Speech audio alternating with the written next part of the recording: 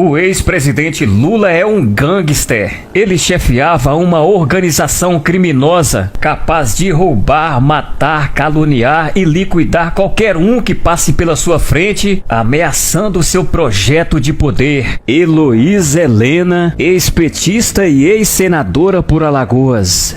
O partido que tem um imenso histórico de suspeitas de queimas de arquivos, 24 mortes que você vai ver agora. Toninho do PT, prefeito de Campinas, foi assassinado a tiros. Mas depois da morte de outro prefeito do PT, Celso Daniel, surgiram especulações de que tivesse também relação com o esquema de propinas montado no interior de São Paulo desde a conquista das primeiras prefeituras pelo PT, que financiou a campanha vitoriosa de Lula em 2002. Celso Daniel, na época prefeito do PT, foi torturado e morto. Segundo sua própria família, que admitiu que o prefeito participava do esquema de corrupção que eu citei, o ex-prefeito estava indignado e disposto a denunciar a cúpula do partido de estar usando o dinheiro arrecadado em benefício próprio. A história sempre foi revelada pela imprensa, mas o caso foi investigado pela Lava Jato, já que as informações prestadas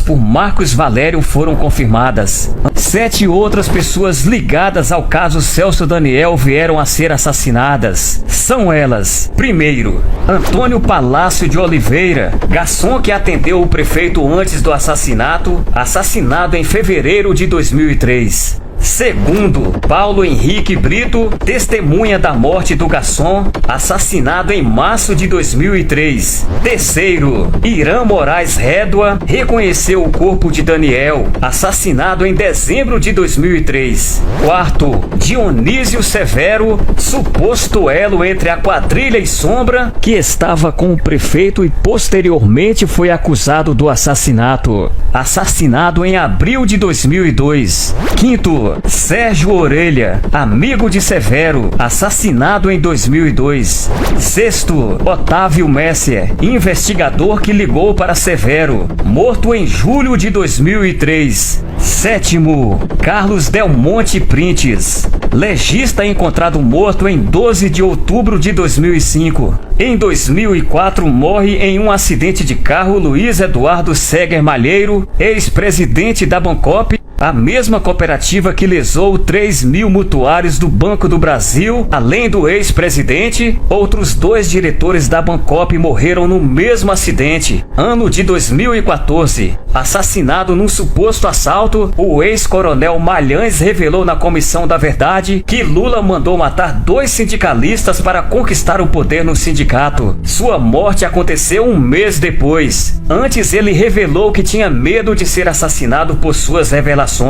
Em 2014, acidente aéreo mata Eduardo Campos. Potencial de desbancar Dilma e Aécio, 2 candidatos altamente rejeitados e que representavam a continuação da polarização que ninguém aguenta mais. Ano de 2015, executivos da seguradora Bradesco, uma das principais acionistas da Vale, morreram em queda de avião. Caixa preta encontrada danificada e ilegível. Como veremos na sequência, pouco depois morreria o ex-presidente da Vale após escrever uma carta a Dilma contendo denúncias de corrupção. Em 2015, ex-diretor da Agência Nacional de Petróleo morre ao cair do 11º andar. Em 2016, Roger Agnelli, CEO da mineradora Vale, morre em um acidente aéreo. A caixa preta do avião com dados do voo não foi encontrada. Em 2016, morre num suspeito suicídio o empresário que comprou o avião de Eduardo Campos. Em 2016, Arthur Sendas, o primeiro membro do Conselho de Administração da Petrobras, presidido por Dilma, que autorizou a compra de Passadena, foi assassinado em seu apartamento.